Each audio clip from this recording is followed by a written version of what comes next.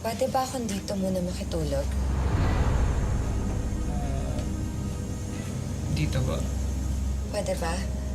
Di kasi ako sanay matulog mag-isa eh. Oo naman ba? Salamat.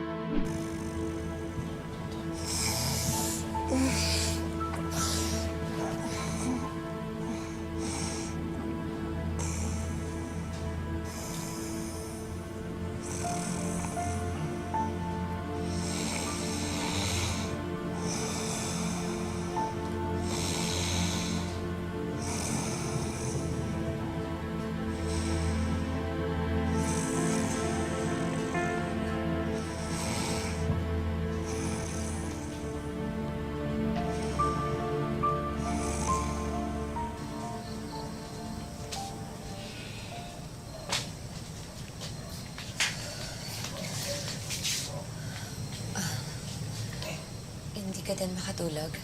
Malinsangan po kasi. Ako din eh. Kahit nakatodo na yung ventilador, parang ang inat-inat pa rin.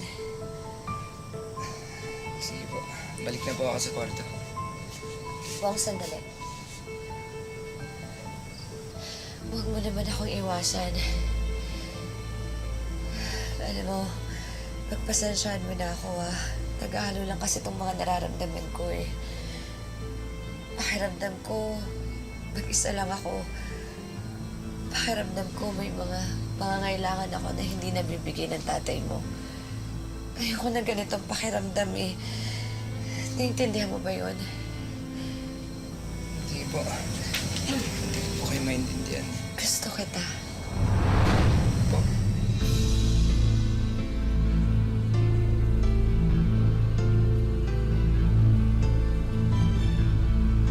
Ay, baka makita pa tayo ni Popoy. Wala namang ibang tao na nandito eh. Tayo lang naman yun nandito. Pero mali po to. Pero gusto kita. Kailangan kita. Pangit ba ako? Ayaw mo ba sa akin? Hindi naman po sa ganun. Hindi naman ako masamang tao eh. Alam mo naman yun, di ba? Basta sekreto lang natin to